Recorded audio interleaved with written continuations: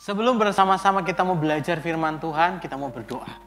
Terima kasih Tuhan Yesus buat satu hari ini. Terima kasih buat penyertaan-Mu, terima kasih buat kasih karunia-Mu. Kami kembalikan semuanya hanya di dalam nama Tuhan Yesus Kristus. Hari ini kami siap belajar kebenaran firman-Mu. Kami mau persiapkan hati kami yang terbaik untuk kami boleh menerima isi hati Tuhan. Di dalam nama Tuhan Yesus Kristus, haleluya, amin. Shalom saudara yang terkasih dalam nama Tuhan, tentu kabar kita dahsyat dan luar biasa. Hari ini kita akan kembali belajar firman Tuhan. Saudara, hari ini saya membawa sebuah koin, tentunya koin ini memiliki dua sisi yang berbeda. Kalau kita melihat secara lebih detail, di sisi yang satu, di sini menunjuk kepada sebuah angka. Sedangkan sisi yang lain menuju sebuah gambar burung Garuda. Meskipun koin ini memiliki dua sisi yang berbeda, akan tetapi menyempurnakan. Dan kita menyebutnya dengan uang logam pecahan Rp500. Dalam kehidupan kekristenan ada dua sisi yang berbeda. Akan tetapi dua sisi yang berbeda ini saling menyempurnakan dalam kehidupan orang percaya. Kita buka Alkitab kita di dalam Filipi pasal yang pertama ayat 29. Filipi 1 ayat 29 dikatakan, sebab kepada kamu dikaruniakan bukan saja untuk percaya kepada Kristus, melainkan juga untuk menderita untuk Dia. Amin. Kita akan belajar dari Filipi 1 ayat 29 ini tentang sebuah anugerah. Di dalam ayat 29 kalimat bagian awal di sana dikatakan, sebab kepadamu dikaruniakan. Dikaruniakan ini memiliki pengertian karisomai yang memiliki arti diberikan secara cuma-cuma kepada semua orang. Jadi anugerah ini diberikan secara cuma-cuma atau gratis kepada semua orang.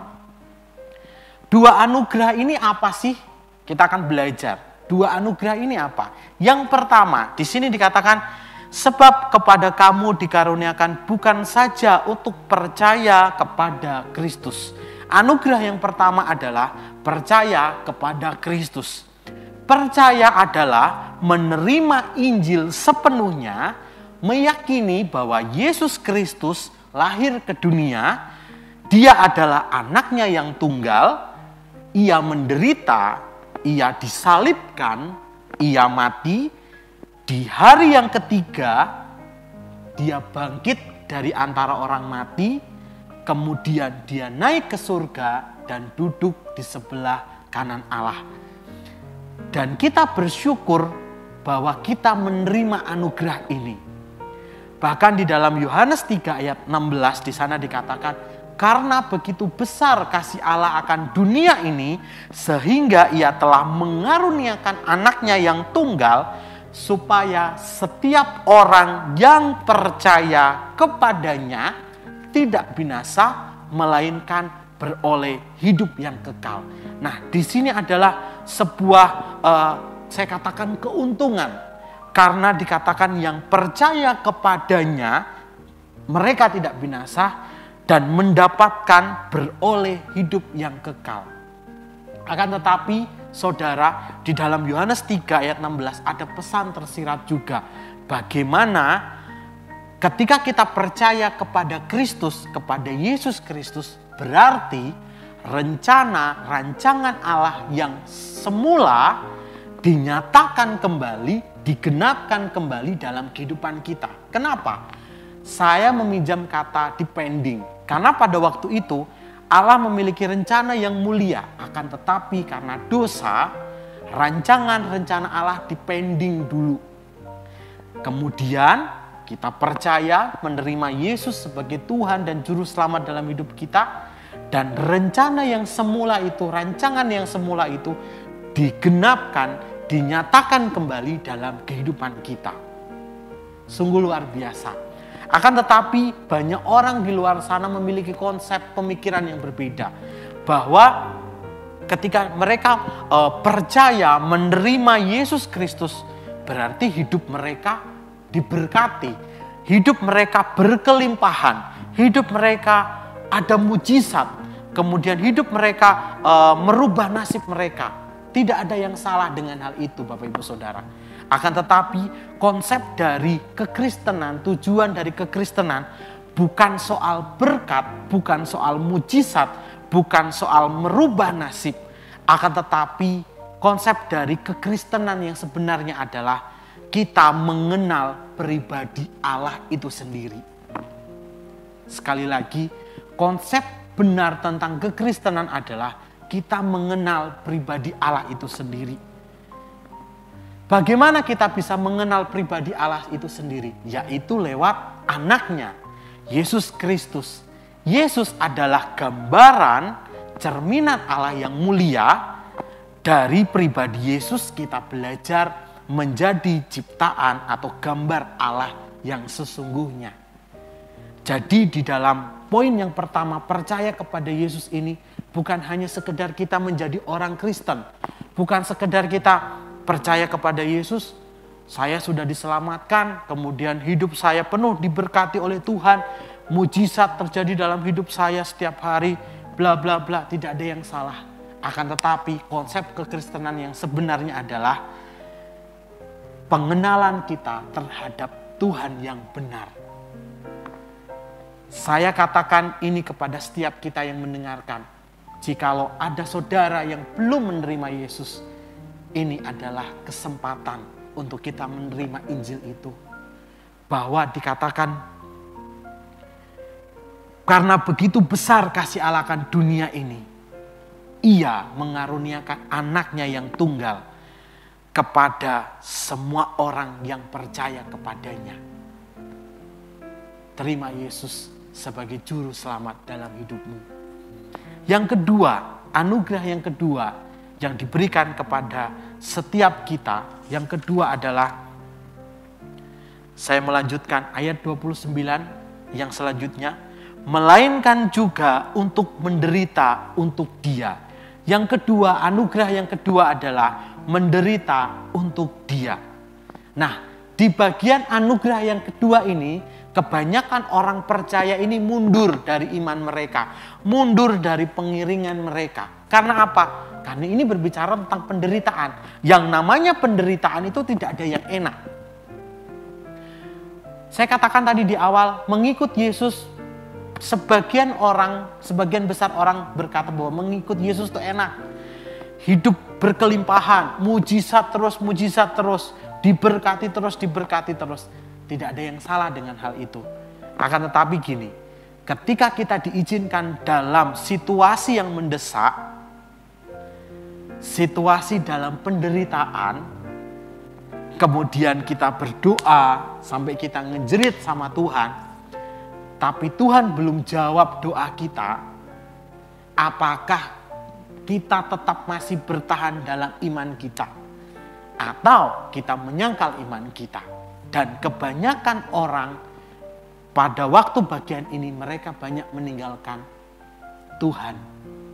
Karena konsep mereka bahwa mengikut Tuhan ya diberkati, mengikut Tuhan ya hidup berkelimpahan. Bapak Ibu Saudara yang terkasih dalam Tuhan, di ayat 29 yang kita bahas hari ini tentang menderita untuk Dia, ternyata ada kaitannya dengan ayat yang ke-27. Saya akan membacakannya. Hanya hendaklah hidupmu berpadanan dengan Injil Kristus. Filipi pasal yang pertama ayat 27 sampai 30, ini adalah tulisan dari Rasul Paulus kepada jemaat di Filipi. Kita akan belajar sedikit tentang sejarahnya. Jadi jemaat Filipi adalah jemaat yang bukan kekurangan. Karena apa? Karena dikatakan di dalam Filipi 4 ayat 15, 16, 18, jemaat di Filipi ini mengambil bagian untuk memberikan persembahan kepada sesamanya. Jadi saya katakan bahwa jemaat di Filipi adalah bukan jemaat yang berkekurangan.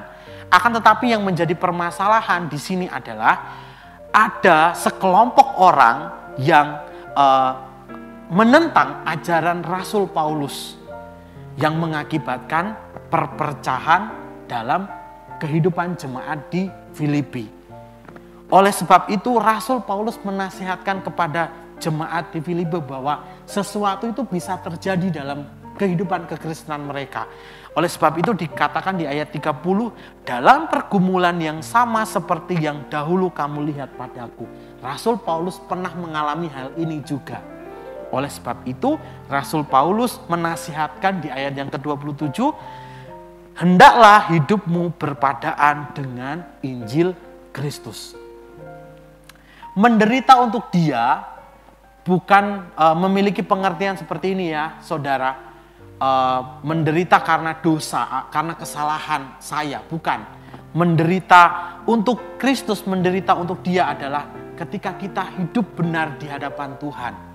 Jadi saya ambil contoh, kalau hari-hari ini saya lagi terlilit utang, kemudian dikejar-kejar debt collector dan segala sesuatu dan lain sebagainya, membuat saya susah.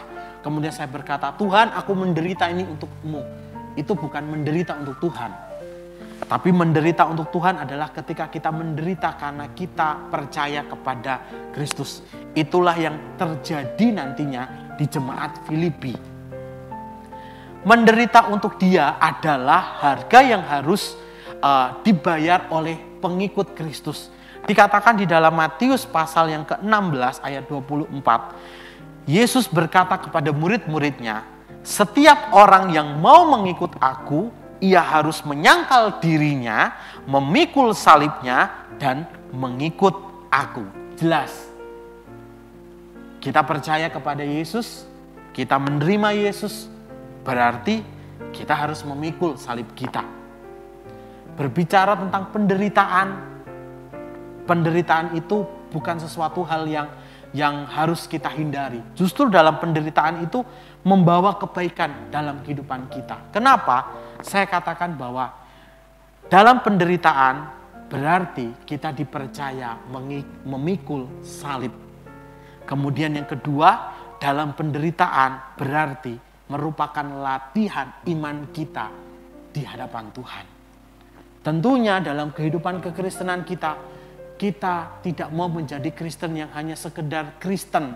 Kita tidak hanya sekedar ya ke gereja, kemudian beribadah, selesai dan lain sebagainya. Akan tetapi pertumbuhan iman kita hanya berhenti di situ saja. Tapi justru adanya penderitaan karena Kristus itu melatih iman kita. Jadi saudara, menderita untuk Dia itu baik. Karena itu kita harus hidup berpadaan dengan Injil Kristus. Menderita untuk Dia bukan berarti menderita karena kesalahan kita, tapi karena kita hidup di dalam Kristus. Dan menderita untuk Dia, saya katakan adalah berarti kita dipercaya untuk memikul salib dan merupakan latihan iman kita. Jadi Bapak Ibu Saudara, hari ini kalau kita sudah menerima anugerah percaya kepada Kristus dan kita akan menerima anugerah menderita untuk Kristus. Jadi biarkanlah hidup kita dipimpin oleh Tuhan. Jangan pernah berdoa, Tuhan angkatlah penderitaan ini. Enggak. Tapi berdoalah kepada Tuhan. Tuhan berikan aku kekuatan untuk menjalani ini. Karena saya percaya semua terjadi, semuanya Tuhan tidak tutup mata. Tuhan menyertai kehidupan Bapak, Ibu, Saudara, dan saya. Sebab kepada kamu dikaruniakan untuk percaya kepada Kristus, dan yang kedua menderita untuk Kristus. Amin. Mari kita berdoa. Terima kasih Tuhan Yesus buat peneguhan firman-Mu yang sungguh luar biasa dalam kehidupan kami. Kami boleh percaya, kami boleh menerima Engkau Tuhan Yesus sebagai Tuhan dan Juru Selamat dalam hidup kami. Jikalau mana Tuhan hari-hari ini dalam keberadaan umat-Mu, kami dalam penderitaan karena Engkau. Hamba-Mu berdoa, teguhkan dan kuatkan kehidupan umat-Mu. Berikan kekuatan untuk menjalani kehidupan mereka. Karena kami percaya semuanya baik bagi setiap kami. Teguhkan setiap berkat-Mu atas kehidupan umat-Mu yang mendengarkan firman-Mu pada hari ini Tuhan. Kami menyerahkan kehidupan kami, keluarga kami, rumah tangga kami, sekolah kami, pekerjaan kami, semua di dalam nama Tuhan Yesus. Kami mengucap syukur dan berdoa. Haleluya.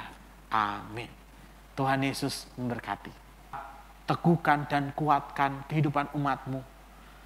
Berikan kekuatan untuk menjalani kehidupan mereka. Karena kami percaya semuanya baik bagi setiap kami. Teguhkan setiap berkat-Mu atas kehidupan umat-Mu yang mendengarkan firman-Mu pada hari ini Tuhan. Kami menyerahkan kehidupan kami, keluarga kami, rumah tangga kami, sekolah kami, pekerjaan kami, semua di dalam nama Tuhan Yesus. Kami mengucap syukur dan berdoa. Haleluya. Amin. Tuhan Yesus memberkati.